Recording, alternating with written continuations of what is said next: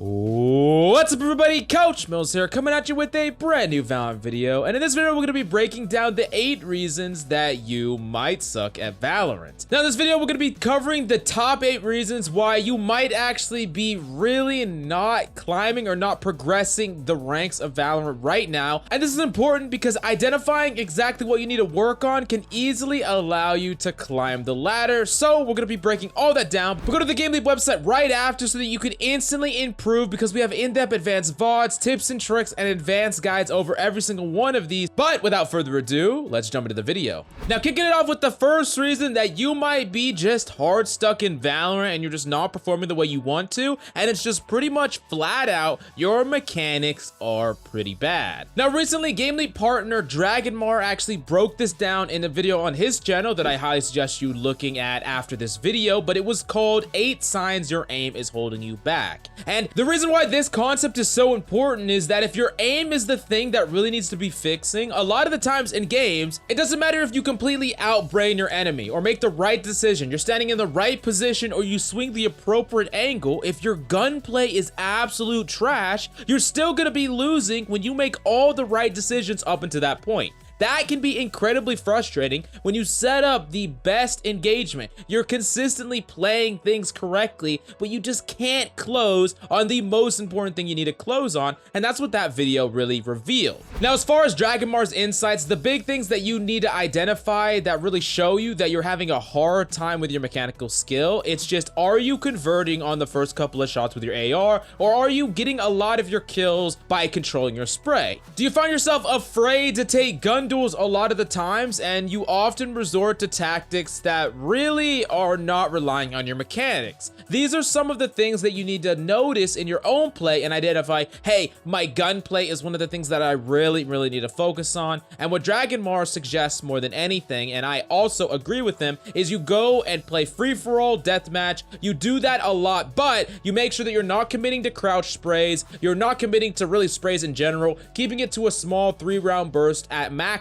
and really trying to get that first shot headshot. That's gonna make you a better player. If you do that, you don't play for the win or anything like that. You play to improve your aim, and you try to do that, put a couple hours in that every single day, and you can start to fix this aim problem that you have right now. Now, let's move on to the next reason that you are not doing so hot in Valorant, and it's your settings or your equipment absolutely suck. Now, I know, not everyone can have 144Hz monitors or decent PCs, especially when freaking PC scalpers are making it impossible for anyone to upgrade at a reasonable rate right now, and a lot of people are just gonna wait until the supply comes up, which should happen hopefully in the next 6 to 8 months. But until then, some of us are stuck with kind of shit equipment, and I understand that, but you cannot have shit equipment when your settings are cranked up to high. Remember, you want to maximize your performance in game. Your FPS is one of the most important things, so if that means putting everything down to low, making sure that your frames are at the highest possible mark and they never dip, even in complicated fights with like Viper using all of her abilities and Sky using all this crazy crap, and your computer is still trying to keep as high of FPS as possible,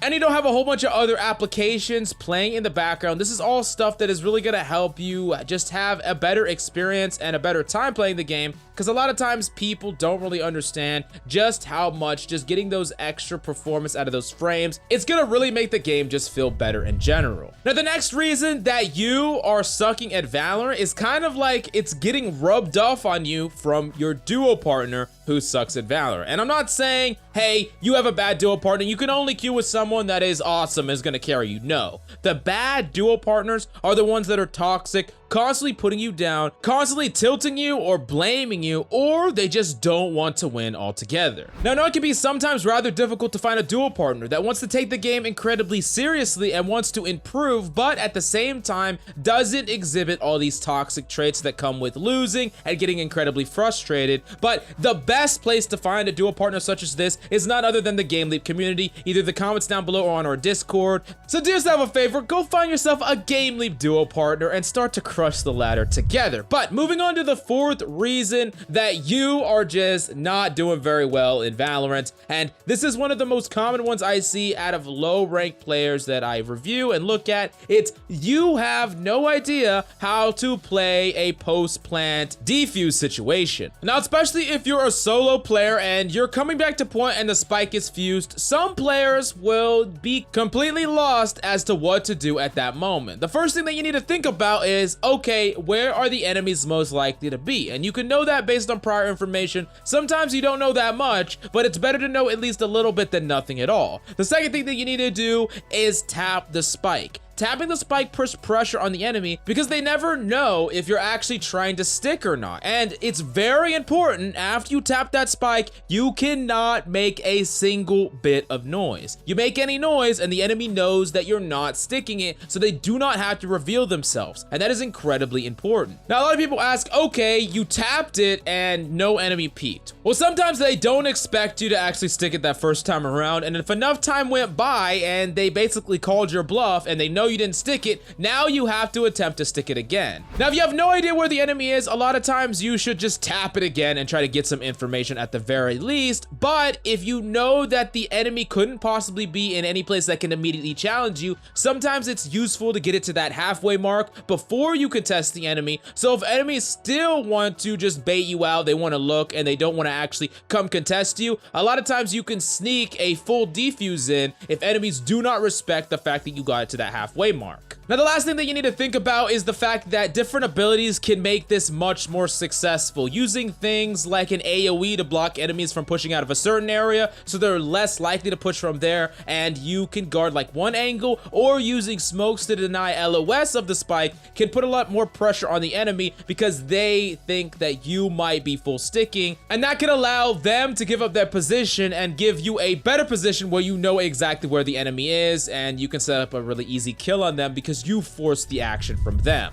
Now, moving on to the fifth reason that you are just doing really bad in Valorant, and it's that you die for free or you die far too much. It is so important for you to understand that when you are alive, the possibilities are endless, right? When you're alive, you can make a play, you can get a kill, you can save. The amount of value that you could possibly bring to the table is actually infinite. I mean, hypothetically, you could kill the entire enemy team by yourself, and that is the impact that you want to carry with you as much as possible in as many rounds as possible. But far too many players are just dying for absolute free, whether they're just running into enemy teams getting challenged by multiple angles, or they're not setting themselves up with abilities to peek things with intent, and they're just dying. And when you die, your value is finite. You no longer have the ability to carry that round anymore. If you aim for anything in Valorant, as long as you're fulfilling your role, you should make it so that you're not dying astronomically higher than the rest of your team. In fact, you should be trying to die on parity or even less than the rest of your teammate. Now, I'm not saying bait your enemies or not do your job as a duelist, but far too many people are lacking in discipline. They're walking through angles without actually peeking them with intent. They're dying to enemies due to really dumb things that they could have easily played around, and they're just really not valuing not only their health total, but their life altogether. And this is when you really see players that have a decent amount of kills, but they have like a crazy high amount of deaths. Way more deaths than they have any right to be. Even in rounds where their team won, they recklessly went in, chased kills, tried to get those eco frags, and died as a result, and it really racked up their death count and it ruined the economy for the team. So you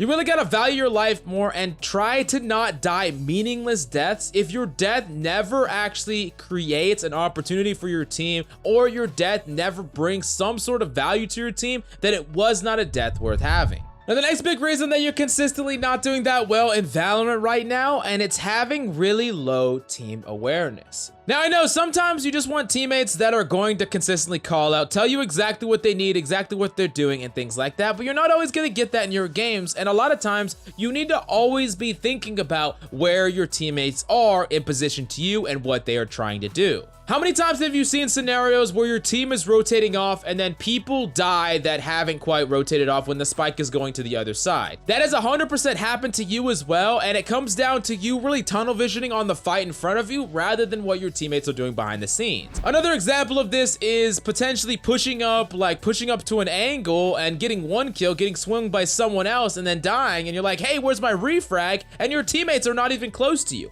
You could get mad at your teammates because they weren't paying attention to you, but if you want to go above and beyond and get to the next rank, you need to have teammate awareness much higher than your peers, and it's very important to constantly and always not only know where your teammates are, but what abilities they have that you know of, if they have ultimate or not, what their health total is, because that can all change what those teammates are going to do. If your teammate is 4 HP, you need to know that, because that really changes whether or not they're going to be able to consistently refrag you or not. And there's just a lot that you need to think about as far as putting yourself in the mindset of your teammates, and if you can consistently do this, you're going to be able to climb a lot easier. Now moving on to tip number 7, the big reason that you are losing a lot of games in Valorant and you are consistently not playing around the same BS game after game or round after round. Now you know what I'm talking about here. I'm talking about things like stingers, shotguns, and things that really have no reason to ever get more than a single kill, but you're losing to them. You're losing to them a lot. And yes, it's really easy to say, hey, they're just using a cheat strategy, whatever. They didn't outskill me, but at the end of the day, did they get the win or did you? And this is really important. The reason that these things are known as cheat strategies and not legitimate pro strategies is that if you have proper discipline, you should never fall victim to these things. If someone is just hiding behind a breakable box that you can easily wallbang, but you didn't flush that person out, it's your fault that you die from that person. If the enemy team is multiple stacking hookah with shotguns and you don't use utility to flush them out before you challenge and you die, that is 100% your fault for dying there. Now I know that playing around these type of strategies can be incredibly annoying over and over again, but there are some things that you need to be doing that are like a ritual. You do it every single time, and there are other times where you need to use the information that you have, like whether or not the enemy can actually afford to buy, and deduce whether or not it's likely or unlikely that they'll try to incorporate some of these strategies. By using that type of information to better predict what an enemy would be likely to do, that can allow you to easily play around it in the future, and you're gonna stop losing to dumb crap like a judge hiding in garage that you and your team die 1v4 against. Now the last reason that you are just not very good at Valorant right now, and this one is most likely the biggest reason out of all of these, and a lot of people don't like to hear it, but I gotta keep it real here,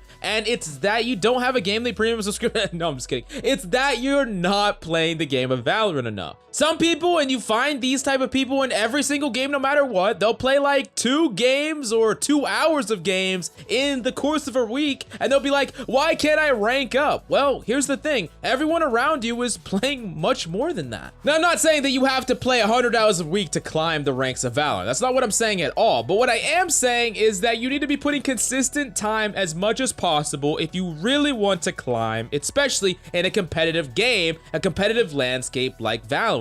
Typically how it happens is you're really grinding the game, and a lot of times people are gonna hit walls, whether they're mechanical walls, game sense, positioning, whatever the case may be. You're gonna hit a wall and it's gonna feel like you're gonna be playing and playing and playing, and there's gonna be no improvement at all, and then all of a sudden you're gonna break through that dam, so to speak, and you're just going to be immensely better than you were before. And as you keep playing, you're gonna keep improving, and everyone hits this wall from my personal experience, people that I've coached, people that I talk to. And as long as you don't give up, you keep grinding every day, you get that Gamely Premium sub, and you smash the like and subscribe, you'll easily climb. But I really hope you enjoyed the video. Thanks so much for coming by. That's all I got for you today. I love your faces, and I'll see you tomorrow.